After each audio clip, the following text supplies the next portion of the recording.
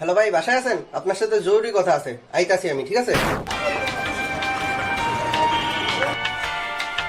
ভাই ভাই শোনেন, সরকারি চাকরি লাগবে বুঝছেন। এসএসসিতে গোল্ডেন প্লাস, এইচএসসিতে গোল্ডেন প্লাস, টুকলি করে যদিও পাস করছি, কিন্তু এখন একটা সরকারি চাকরি লাগবেই ভাই, যেমনি হোক লাগবো। আরে আরে রিল্যাক্স, কুল ব্রো।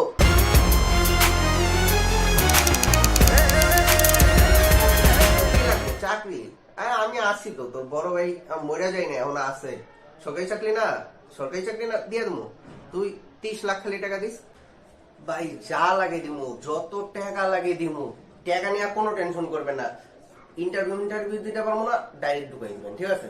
বুঝছি তো, এখন ডাইরেক্ট ঢুকানোর মতো সিচুয়েশন নাই, দেশের অবস্থা তো ভালো না। হ্যাঁ, তোর আমি কিছু সহজ 2-3টা টপিক করে দেবো, এইটি পড়ে যাবি, তাইলেই টিকে যাবি।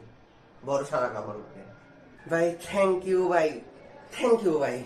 আপনার এই উপকার আমি জীবনেও বলবো না। এই ঋণ যে আমি কেমনে শোধ করবো ভাই।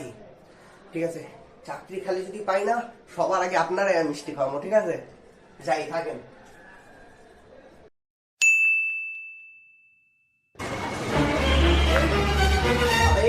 কি দিছস তুই? এটি যা কইছস তার কিচ্ছু ইন্টারভিউ আহে নাই। ঠিকই তো আমি রাতের বেলায় কত কষ্ট করে পড়ছি জানোস। আমি এসএসসি এইচএসসির আগেও পড়িনি। আরে এই তো এমনি হয়ে গেছে, তুই বুঝছ না? এখন তো দেশের অবস্থা ভালো না। এখন তোর যে এটি কইছে এটা আহে নাই, তুই তো তার আমার দোষ না। এখন তো তার আবার পরীক্ষা দিতে হবে। আমার এতে কিচ্ছু করার নেই, আমার এই জায়গায় কোনো হাত নাই ভাই, বুঝছস? তুই এবার খালি 20 লাখ টাকা দিস। এবার খালি সহজের থেকে একটু কঠিন কয়েকটা টপিক করে দিব, এইটি খালি পড়ে যাবি, তাইলেই তুই এবার টিকে যাবি। এবার পাক্কা টিকবি ব্যাটটা। তোর ভাই এত বড় দালাল এমনি হয় নাকি? খালি 2-3টা জিনিস পড়ে যাবি, টিকে যাবি। এবার ভরসা রাখতে আমার উপরে, টিকে যাবি।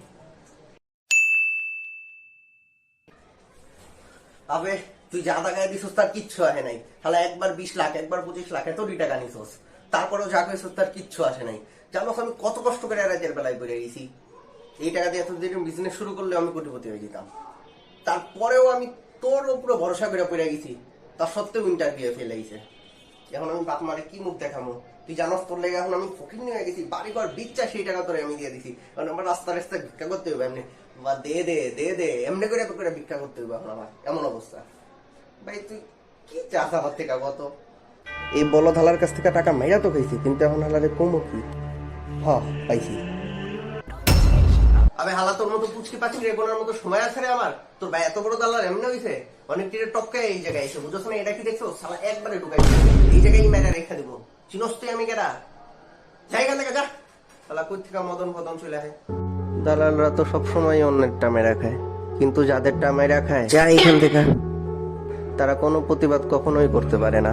খালি চোখের কোনায় পানি নিয়ে নিজের সর্বস্ব হারায় একদম অসহায় হয়ে চলে যায়।